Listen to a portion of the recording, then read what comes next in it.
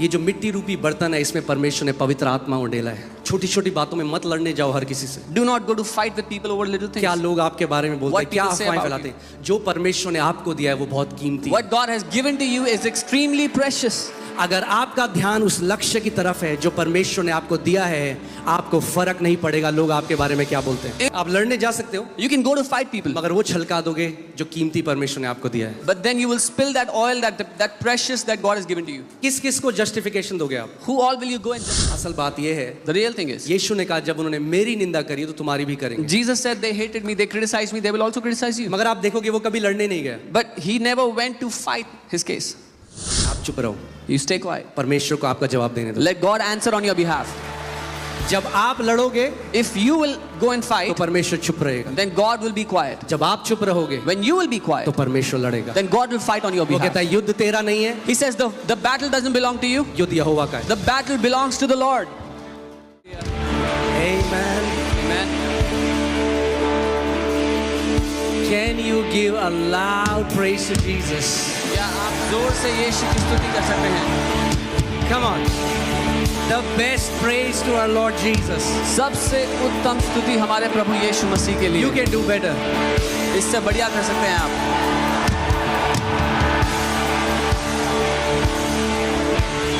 Amen. Hallelujah. Come on, for a moment, just lift up your hands अपने हाथों को उठा ले जहाँ भी आप हैं and just talk to the Lord. और प्रभु से बात करें।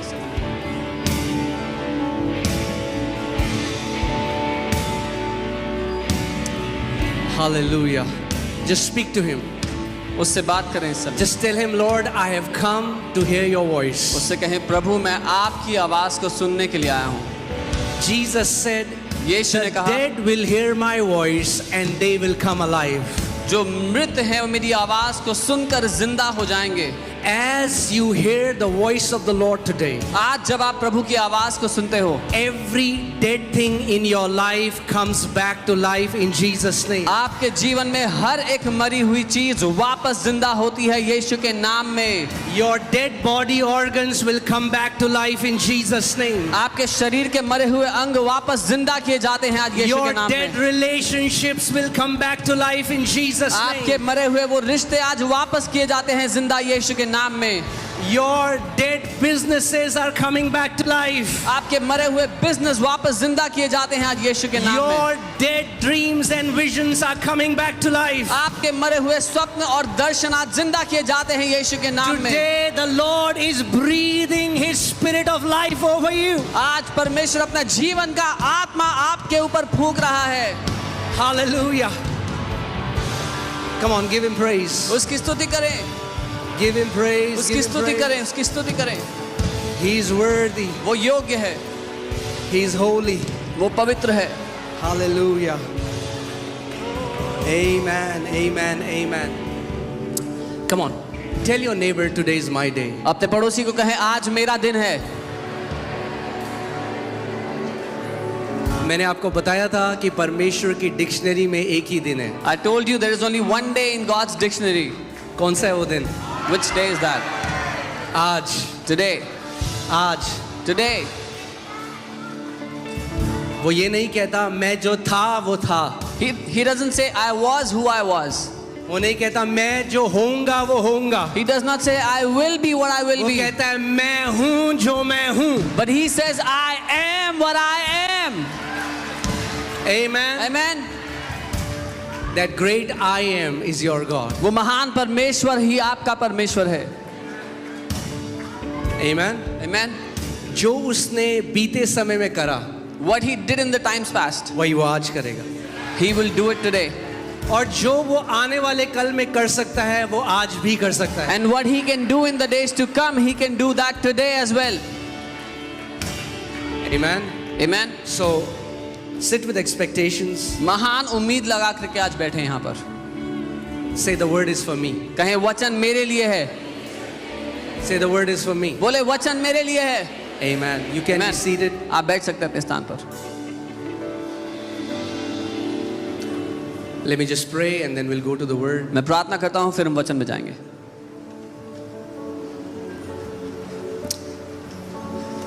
Heavenly Father, I praise you. स्वर्गीय पिता, मैं आपकी स्तुति करता हूँ। You are such a good Father. आप बहुत ही भले पिता हैं। Thank you for your love, your grace, your compassion. आपके प्रेम, आपके अनुग्रह, आपकी दया के लिए धन्यवाद। Thank you, Father, धन्यवाद पिता, for your written word. आपके लिखित वचन के लिए। Thank you for your mighty Holy Spirit. धन्यवाद आपके महान पवित्र आत्मा के लिए। Thank you, Father, that today there shall be a turnaround in many stories today. धन्यवाद पिता के आज बहुतेरों की जिंदगी की कहानी बदलने वाली है यीशु के नाम में, Because of the word that is sent to them. उस वचन के कारण जो उनके लिए आज भेजा जाता है, In Jesus' name. यीशु के नाम में। Amen. Amen.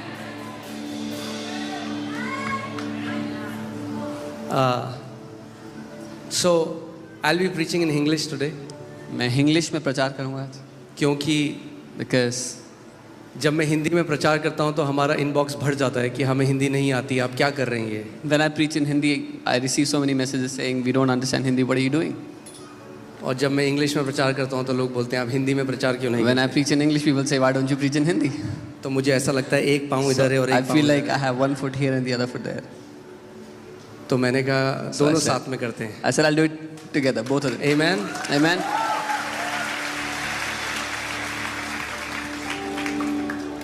So,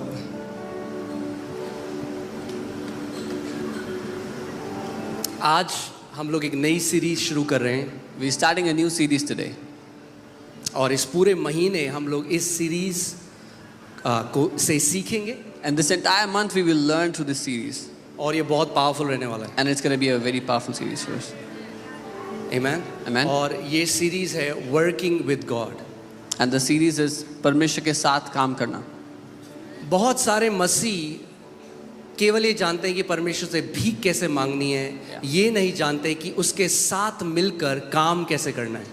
Many believers know how to beg God, but they don't understand how to work with God. परमेश्वर ने भिखारियों को जन्म नहीं दिया, God has not given birth to beggars. पुत्रों को जन्म दिया है, He has birthed sons. अपनी संतानों को जन्म दिया He है। has given birth to his own children. और कोई भी ऐसा व्यक्ति नहीं है जो चाहता है कि उसकी संतान उससे भीख मांगे। And no person wants that their children should beg from them. Amen. तो परमेश्वर भी नहीं चाहता आप उससे भीख मांगे। So neither does God desire that you would beg from him. परमेश्वर चाहता है कि आप सीखें कि उसके साथ मिलके उस पार्टनरशिप में आप कैसे कार्य कर सकते हैं। God wants you to learn how you can partner with him and work with him. Amen. So आज की जो सीरीज है जो है वो है working with God. So today's series is working with God. परमेश्वर के साथ काम करना. Amen. So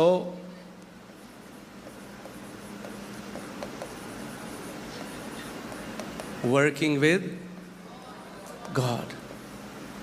परमेश्वर के साथ मिलकर काम करना. और हम कुछ बहुत बढ़िया सीखने वाले हैं आज। And we are going to learn something amazing today. Amen. मैंने आपको बताया था कि एक चरवाहे का काम हाउस विजिट करना नहीं है। I told you a shepherd's responsibility is not to do a house कई लोग visit. कहते हैं पास्टर हमारे घर नहीं आता। Many people say pastor doesn't come to our house.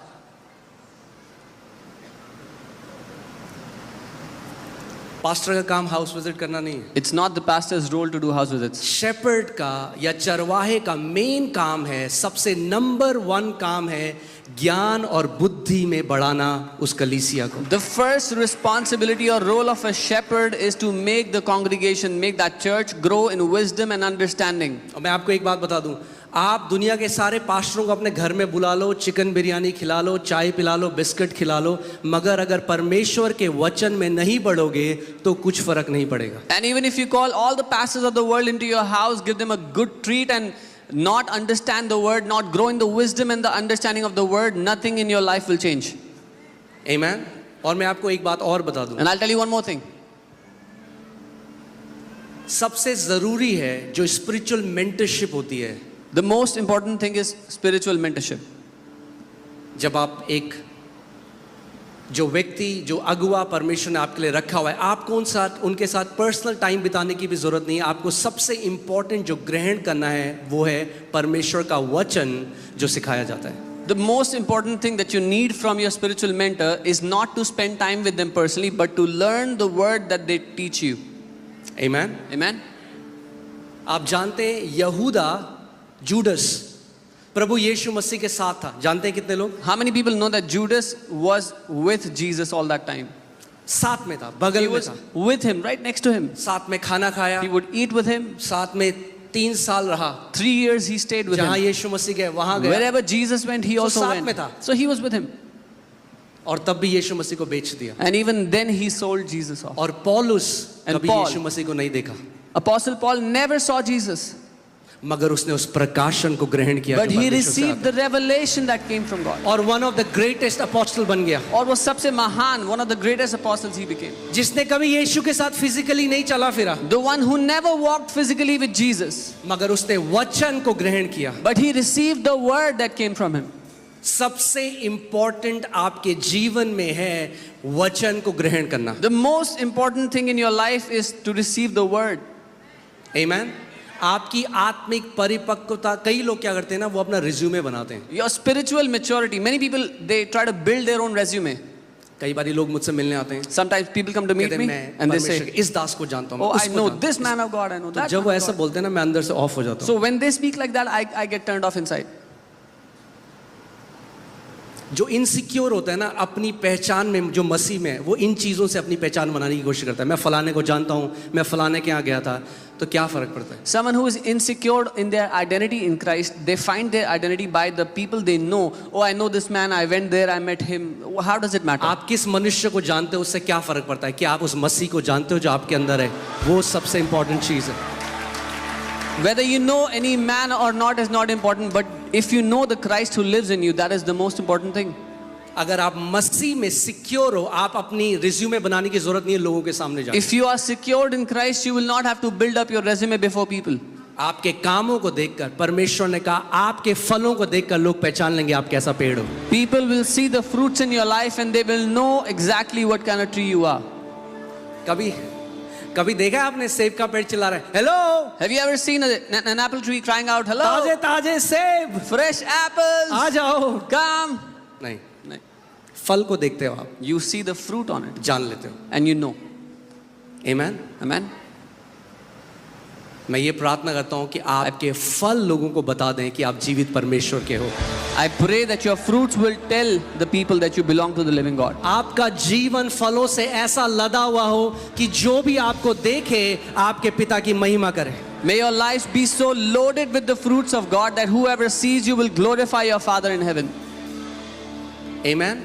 सो जो इंपॉर्टेंट चीज है उस पे इंपॉर्टेंस देनी है. कई लोग जो ट्रिवियल चीजें हैं उस पे इंपॉर्टेंस देते हैं. So we have to give importance to the things that are important. Many people give importance to trivial matters. जब आप कलीसिया आते हैं, When you come to the church, मत देखो कारपेट कौन से कलर की है, फर्क नहीं पड़ता. don't look at what color the काली है, carpet पीली is. है, लाल है, नीली है, उससे आपके आत्मिक जीवन को नहीं पड़ेगा. मगर जो वचन बताया जाता है, अगर आप वो ध्यान धरकर सुनो, उसको ग्रहण करो एक अच्छे हृदय से, तो एक ऐसा पेड़ बनोगे जिसके अंदर फल लदे हुए हैं. It doesn't matter what color the carpet is, but if you will intently hear and receive the word that is taught, you will become a tree that has fruits. आमेन. कुछ लोग आते हैं कलीसिया में, मैं अभी वचन में नहीं, ठीक है ना, मैं फ्लो कर रहा हूँ, उसके बाद जाएंगे वचन में. Some people when they come to church, सबसे पहले वो देखते हैं, अरे उस बहन ने सर नहीं ढका हुआ है, उसने कैसे कपड़े पहने हुए. the इसको बोलते हैं आत्मिक वेला. first thing they see is that sister is not covering her head. What kind of clothes is that person wearing? जिसके पास कुछ काम नहीं है ना, जो बिना उद्देश्य के कलीसिया से आया है ना, वो यही करेगा. This is a purposeless person, a purposeless believer who has no purpose in life in coming to church. मगर जो एक विशेष लक्ष्य के साथ आया है, मैं आत्मा में बढ़ने के लिए आया हूँ, मैं अपना वचन ग्रहण करने आया हूँ, मैं चंगाई लेने के लिए आया हूँ, प्रभु आज मैं अपने जीवन में एक बदलाव के लिए आया हूँ. आपका ध्यान और कहीं नहीं होगा, आप कहोगे प्रभु आज मेरा दिन है. But anyone who comes with this purpose that Lord, I want to receive your word, I want to grow, this is my day, they will not pay attention to anything else but the word. कई मुझे message आते हैं, आप stage से ना ऐसे हाथ के साइन मत बनाया करो, वो अलग अलग साइन है. मैं कहा यार, I get many messages, don't make such hand gestures on the stage, they mean different things. बांध दो मेरे हाथों को. Come and tie my hands. इसको बोलते हैं आत्मिक वेले लोग, जिनके पास कुछ काम नहीं है, This is- तो वो कमियां निकालते हैं. This is people who have no purpose and then they find faults in everything. आप आत्मिक वेले नहीं हो। Don't be, you are not spiritually purposeless. Amen.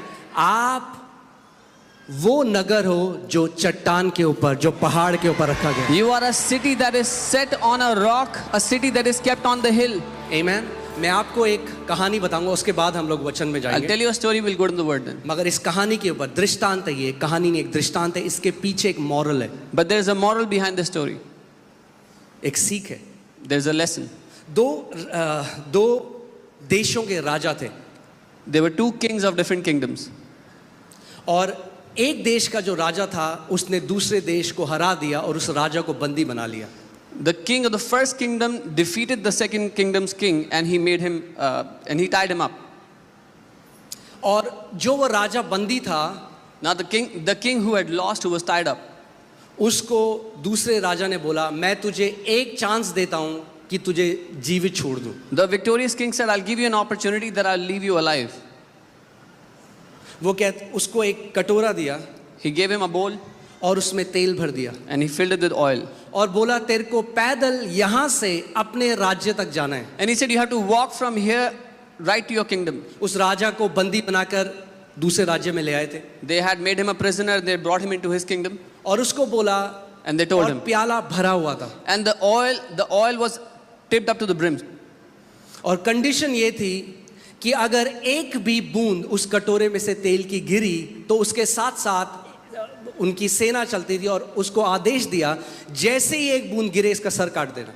And there was a condition that if even a single drop of oil falls, there were soldiers walking with that king. They were commanded to kill him immediately. और उन्होंने अपने नगर के लोगों को ये आदेश दिया कि जब ये राजा जाता है अपने देश में, इसकी खूब बेइज्जती करना, इसके लिए बुरा भला कहना। And they had instructed the people of their kingdom, when this king walks out of their kingdom, insult him, say mean and evil things to him. सो उस राजा को वो कटोरा दिया, उसमें जो तेल था, So they gave that bowl to that king, and there was oil in that bowl. और वो बड़ा ध्यान धर कर चलने लगा And he started to walk very carefully. और सारे लोग उसके लिए उल्टा सीधा बोलते And all the people were blaspheming against him. उसके लिए बोलते कि शर्म आनी चाहिए इस राजा को। They were saying he should be ashamed of ये himself. उसके परिवार के लिए बोलते हैं, They would say things about his family.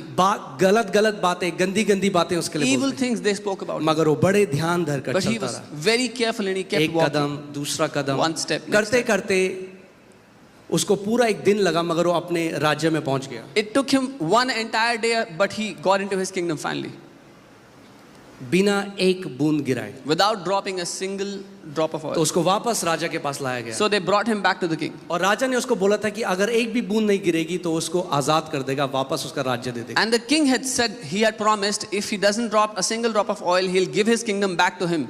तो राजा ने उससे पूछा So the king asked, कि तुझे इतना लोग बोल रहे थे, that people were cursing इतनी you, गंदी बातें तेरी निंदा कर रहे थे, they were accusing you, saying evil things about you. तूने क्यों नहीं रिएक्ट किया? Why did you not react? उसने कहा, मैंने तो सुना ही नहीं, He said, I never heard anything, क्योंकि मेरा ध्यान इतना ज्यादा उस कटोरे में था because all of my focus and attention was there in that bowl, कि मुझे सुनाई भी नहीं दिया कि कोई मेरे बारे में क्या कह रहा that I could not even hear what people were saying about me. है। ये जो मिट्टी रूपी बर्तन है, इसमें परमेश्वर ने पवित्र आत्मा उड़ेला है। God has put his Holy Spirit in this earthen vessel. छोटी छोटी बातों में मत लड़ने जाओ हर किसी से। Do not go to fight with people over little things. क्या लोग आपके बारे में बोलते हैं, What क्या people say अफवाहें about फैलाते हैं, जो परमेश्वर ने आपको दिया है वो बहुत कीमती है। What God has given to you is extremely precious. अगर आपका ध्यान उस लक्ष्य की तरफ है जो परमेश्वर ने आपको दिया है, आपको फर्क नहीं पड़ेगा लोग आपके बारे में क्या बोलते हैं। If your attention is on that mark that God has given to you, that destiny, then it will not matter what people say about you. आप लड़ने जा सकते हो, You can go to fight people, मगर वो छलका दोगे जो कीमती परमेश्वर ने आपको दिया है। but then you will spill that oil, that precious that God has given to you. किस किस को जस्टिफिकेशन दोगे आप? Who all will you go and justify yourself to? यहाँ जो चंगाइयाँ होती हैं, मैं आपको बता नहीं सकता कितने कमेंट्स हमारे पास आते हैं। The healings that happen here, I cannot tell you how many comments we लोग receive. गालियाँ लिखते हैं, लोग People- उल्टी सीधी बातें करते हैं। People write cuss words, they write किस evil किस things. को हम बताएंगे कि भैया नहीं है, ये जेन्युइन प्रभु का काम है? किस किस को आप बताओगे? Who all will you go and justify to this is genuine और work of कब God? तक करोगे? And until when will you do this? असल बात ये है, The real thing is, यीशु ने कहा जब उन्होंने मेरी निंदा करी तो तुम्हारी भी करेंगे। Jesus said they hated me, they criticized me, they will also criticize you. मगर आप देखोगे वो कभी लड़ने नहीं गया। But he never went to fight his case. आप चुप रहो, You stay quiet. परमेश्वर को आपका जवाब देने दो। Let God answer on your behalf. जब आप लड़ोगे If you will go and तो fight, परमेश्वर चुप रहेगा, then God will be quiet. जब आप चुप रहोगे When you will be quiet, तो परमेश्वर लड़ेगा। then God will fight on your वो कहता behalf. है युद्ध तेरा नहीं है, He says the battle doesn't belong to you. युद्ध यहोवा का है। The battle belongs to the Lord.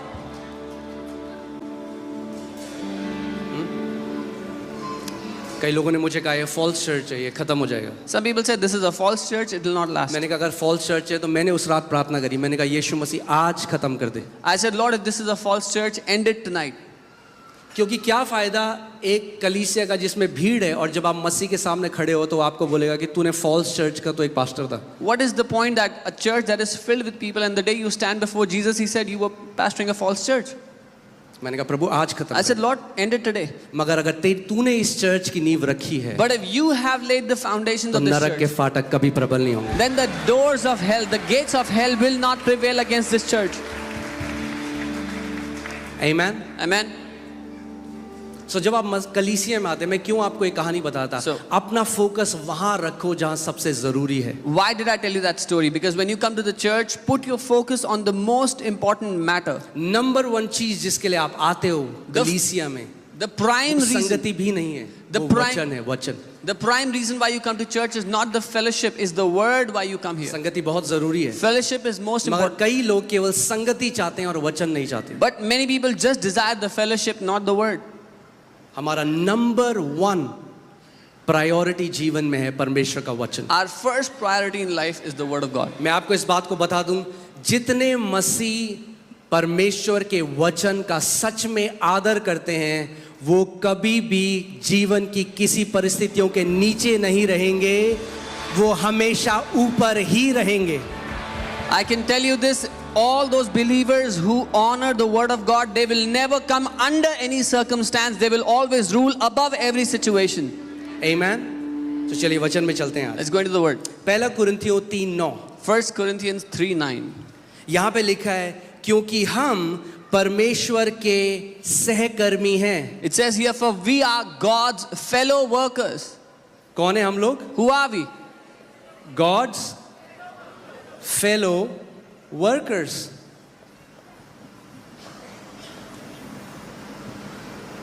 हम परमेश्वर के क्या हैं? सहकर्मी हैं, यानी उसके साथ काम करने वाले हैं। We are God's fellow workers. It means we work together with Him. If we are God's fellow workers, then we have to know how God works. अगर हम परमेश्वर के सहकर्मी हैं तो हमें समझना है परमेश्वर कैसे काम करता है। We have to learn how does the kingdom of God operate. हमें सीखना है परमेश्वर का राज्य कैसे काम करता है। Amen? Amen. क्योंकि हम क्या हैं परमेश्वर के? Who are we? सहकर्मी, colleagues. The fellow workers, the colleagues of God. Isn't that amazing? कि वो चाहता है कि हम उसके साथ मिलकर कार्य करें, हम सहकर्मी हैं परमेश्वर के। He wants that we work with Him. We are co-workers with Him. आगे देखिए क्या लिखा है, तुम परमेश्वर के खेत हो। You are God's field. तुम परमेश्वर के क्या हो? तो एक काम देखते हैं, ये दो खेत हैं यहाँ पे, ठीक है? So there are two fields here. Let's see that. ये दो खेत हैं There are two fields here. और एक भरा हुआ है फसल से, And one of the fields is filled with crops.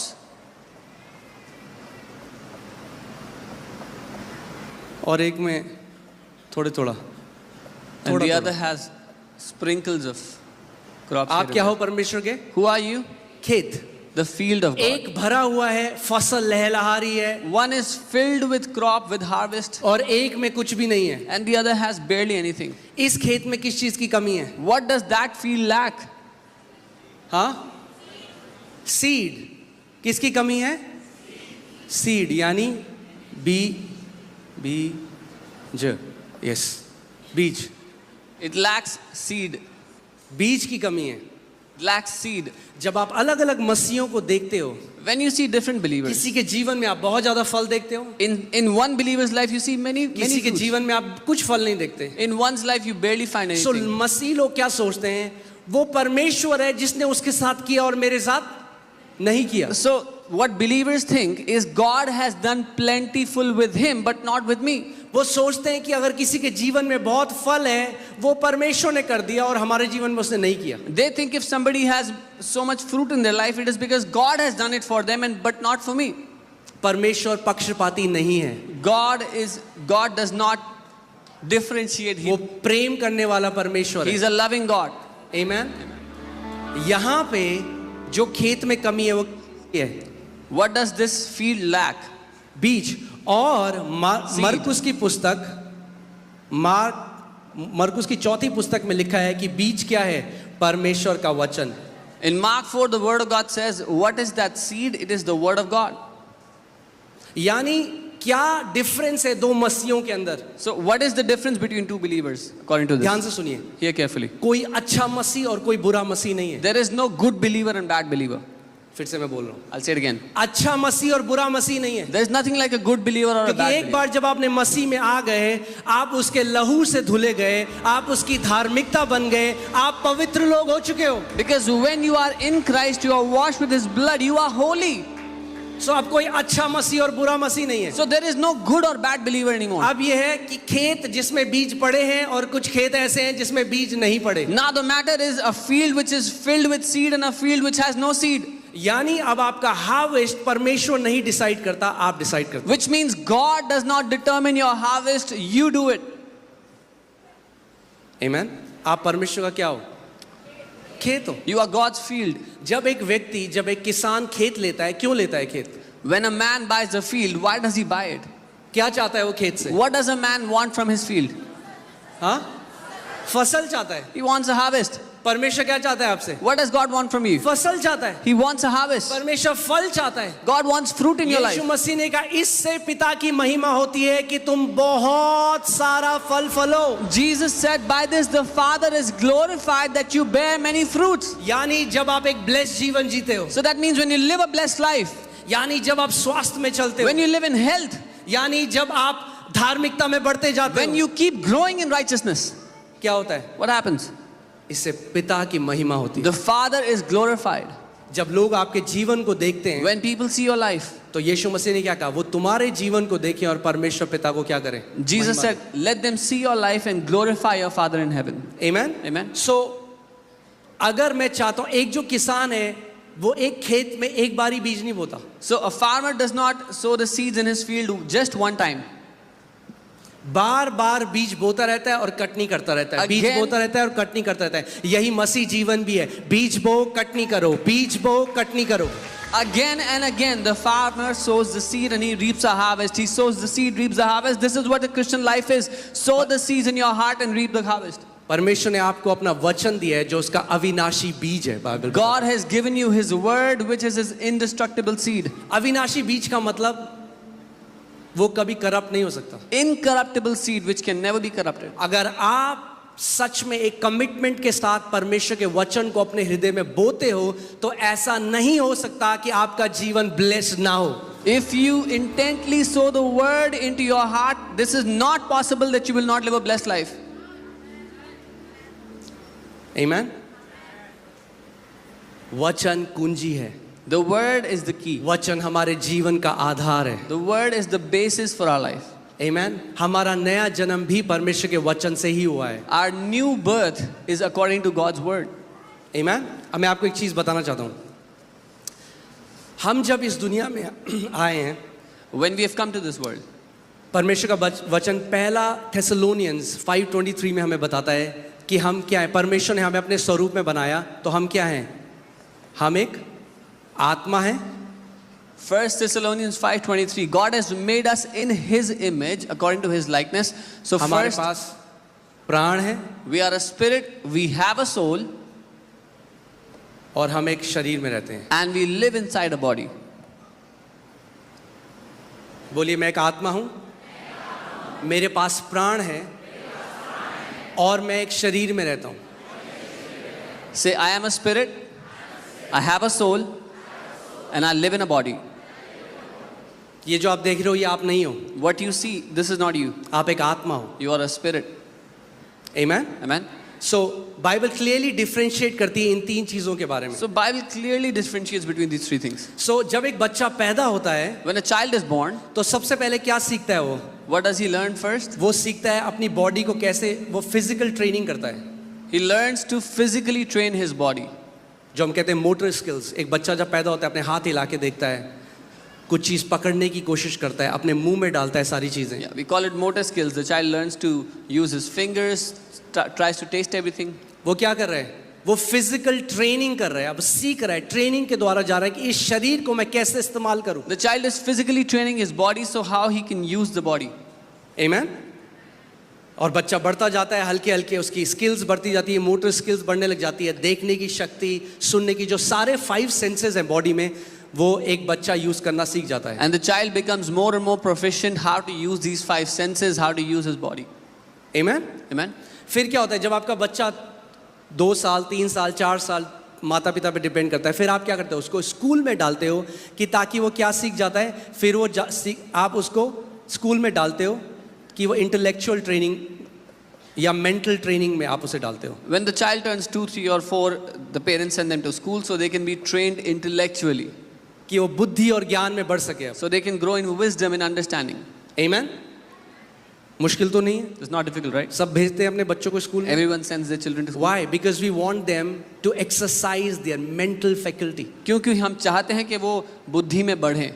Language सीखे, They learn केमिस्ट्री languages. सीखे, They मैथ learn- सीखे, साइंस सीखे, They learn different subjects, जो मेंटल फैकल्टी है वो डेवलप हो. which will help develop their mental faculty. Amen? होता क्या है, मोस्ट लोगों के केस में वो हमेशा इन 2 चीज़ों को डेवलप करते हैं और कभी स्पिरिचुअल ट्रेनिंग के थ्रू नहीं जाते.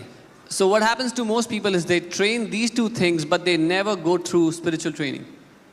एक आत्मिक प्रशिक्षण भी है. There is also a spiritual training. Amen? और बहुत सारे लोग मर जाते हैं बिना जाने हुए कि उनकी आत्मा कैसे कार्यशील होती है. And many people die without ever learning how their spirit works. जो मसीह में नहीं आया, जो बॉर्न अगेन नहीं है, वो स्पिरिचुअली डेड है, उसकी आत्मा मरी हुई है. Those who have not been born again, have not accepted Jesus, their spirit is dead. मगर जिन्होंने नया जन्म पाया है, But अब हमें सीखना है कि हमें परमेश्वर के साथ कैसे मिलकर कार्य करना है. But those who have been born again, we need to learn how to work together with God. मैं 1 तिमोथी 4:8 पढ़ता हूँ. 1 Timothy 4:8. क्योंकि देह के प्रशिक्षण से कम लाभ होता है. For physical training is of some value. Amplified में देखिए कितना अच्छा लिखा है. Physical training is of some value. शारीरिक प्रशिक्षण का थोड़ा लाभ है. जो फिजिकली ट्रेनिंग करते हैं, बाइबल नहीं कह रही कि उसकी कोई वैल्यू नहीं है, सम वैल्यू, थोड़ी वैल्यू है. The Bible is not saying that those who train physically have no value. It has some value. But godliness जो है स्पिरिचुअल ट्रेनिंग लेकिन ईश्वरीय training, godliness, is useful and value in everything. वो हर एक बात में, सब बातों में लाभदायक है. आप समझ रहे हैं? You understand? आपकी जो स्पिरिचुअल ट्रेनिंग है, Your spiritual training, ये बहुत ही पावरफुल है. अगर आप स्पिरिचुअल ट्रेनिंग को एनरोल करते हैं, ये केवल आपका आज इंपैक्ट नहीं करेगी, बाइबल बताती है आपके आने वाला कल को भी इंपैक्ट करेगी. your spiritual training not only impacts your today but also the days to come. आमेन? क्योंकि इस बात को जानिए, जॉन 4:24 कहता है कि गॉड इज अ स्पिरिट. यूहन्ना 4:24 वचन कहता है परमेश्वर आत्मा है. क्या है परमेश्वर? परमेश्वर आत्मा है. God is इसीलिए परमेश्वर केवल आपकी आत्मा से ही बात करता है. This is why God only speaks to your spirit. परमेश्वर आपके शरीर से बात नहीं करता. God does not talk to your body. परमेश्वर आपके सोल से बात नहीं करता. God does not talk to your soul. परमेश्वर आपकी आत्मा से बात करता God है. speaks to your spirit. Bible में लिखा है पवित्र आत्मा हमारी आत्मा के साथ हिंदी में क्या लिखा है? हाँ, नहीं no. Holy spirit bears witness with the spirit, जो बाइबल में कहती है. पवित्र आत्मा हमारी आत्मा में गवाही देता है. गवाही देता है. सो पवित्र आत्मा कहाँ बात करता है, कहाँ गवाही देता है? Where does Holy Spirit bear witness? कितने लोगों को पता है आप परमेश्वर के बेटे और बेटियां हैं? हाथ उठाओ. How many people know you are children of God? You are sons कितने and लोगों daughters को of God? पता है? How many of you know this? अगर मैं कहूँ आप नहीं हो, If I say you're not God's अगर child, कोई आपको बोले एविडेंस दिखाओ, if someone asks you for an evidence, क्या शारीरिक एविडेंस do है? you have any physical proof? नो. No. क्या सोल में एविडेंस है? Do कोई you have a फीलिंग है? proof in कोई your soul? Any नहीं. feeling? No. मगर आत्मा में आपको 100% एविडेंस है कि आप परमेश्वर के बेटे और बेटी हैं. But in your spirit you have 100% evidence that you are God's child. क्योंकि पवित्र आत्मा ने कहाँ गवाही दी? Where did the Holy Spirit give you आपकी evidence? आत्मा में. In your spirit. आमेन. इसीलिए हमें आत्मा के चलाए चलना सीखना है. This is why we have to learn to walk according to the Spirit. अगर हमें परमेश्वर के साथ कार्य करना है तो हमें समझना पड़ेगा कि हम परमेश्वर के साथ कार्य अपनी आत्मा के द्वारा करते हैं. If we have to learn to work with God, we have to understand that it is by our spirit that we work with God. Amen. John 4:24 पढ़ते हैं. इसमें लिखा है परमेश्वर आत्मा है और अवश्य है कि उसकी आराधना करने वाले आत्मा और सच्चाई से आराधना करें. It says God is spirit and those who worship him must worship in spirit and truth. मे भी नहीं है, मस्ट है. शायद नहीं है. It's not शायद. अगर आपको परमेश्वर की आराधना करनी है तो आपको आत्मा में उसकी आराधना करनी पड़ेगी. If you have to worship God, you have to worship him in spirit. आत्मा, और इंग्लिश बाइबल कहती है स्पिरिट एंड ट्रूथ. ट्रूथ जो है वो उसके वचन के लिए लिखा गया जॉन 17:17 में. The English Bible says truth, satya. The word is truth. John 17:17 says. आमेन. मैं आपको बता रहा हूं जो आपको सबसे इंपॉर्टेंट चीज जो आपको चाहिए वो है परमेश्वर का वचन. I'm telling you the most important thing you need is the word of God. आमेन. और जब आप क्योंकि परमेश्वर के खेत हैं, जब आप वचन को ग्रहण करने लग जाते हैं, And because you're God's field, when you start receiving the word, क्या होता है? what happens? ऑटोमेटिकली आप फ्रूट्स को देखने लग जाते हैं. You start seeing fruits in your life आप जानते automatically. हैं जय में चलना मुश्किल नहीं है मसीह में. You know, it's not difficult to walk in victory in Christ. परमेश्वर क्या बोलते हैं, अक्कड़ बक्कड़ बम्बे बो नहीं करता किसी को ब्लेस करने के लिए. God does not pick and choose who he has to bless. कई लोग सोचते हैं कि परमेश्वर ने उसको कर लिया, मेरे साथ नहीं करा. Some people think, oh, God bless that guy, he did not do क्या it to आपने me. कभी ये सोचा कि उस व्यक्ति की भागीदारी क्या थी परमेश्वर के साथ? Have you ever thought about what did that person do or partner with God in? परमेश्वर तो सबको ब्लेस करना चाहता है और कर दिया है bless. God desires to bless each and everyone he मगर has कई blessed. मसीहों ने सीखा ही नहीं अपनी मिरास को ले लेना जो उनकी है. But many believers have not learned to take their inheritance which is already theirs. परमेश्वर कह रहा है ले लो, मैंने तुम्हें सारी आशीषों से आशीषित कर दिया है आत्मिक जगहों में. God is saying, take it, I have already blessed you with all blessings in the spiritual places. आप जानते हो आपकी सारी आशीषें भी कहाँ हैं? Do you know where all your blessings are? Spiritual realm में. In the spirit world. आपको परमेश्वर के साथ पार्टनरशिप करनी है कि आप उसको पृथ्वी पे ला सके. You have to partner with God to bring those on the earth. और यही कई मसीह नहीं जानते हैं. And this is what many believers don't इसीलिए know. जिंदगी भर भीख मांगते हैं. This is why they beg all their life. Prabhu they they they they they Lord, क्यों give नहीं me, देता give me, परमेश्वर? give they me. They they. Why don't you give me, Lord? इसीलिए हमें सीखना है. So we So have to ये learn. जो सीरीज है So this series, इसमें हम सीखेंगे कि परमेश्वर जो एक अदृश्य आत्मा है उसके साथ आप कैसे सहभागी हो सकते हैं. in this series we will learn how God, who is an invisible spirit, you can learn to partner with him. क्योंकि अगर आपका बिजनेस में कोई पार्टनर है जिसको आप देख सकते हैं, जिसकी आप आवाज सुन सकते हैं, बहुत आसान है सहभागी होना. If you have a business partner whom you can see and talk to, it's very easy to partner with them. But if you have a partner that you cannot see, अगर आपका ऐसा पार्टनर है जिसको आप देख नहीं सकते हो, who's invisible, जो अदृश्य है, how will you partner with him? तो उनके साथ कैसे पार्टनर करोगे? You will partner with him through your spirit. अपनी आत्मा के द्वारा आप उनके साथ पार्टनर करोगे. Amen. Amen. Let's go to Proverbs 20.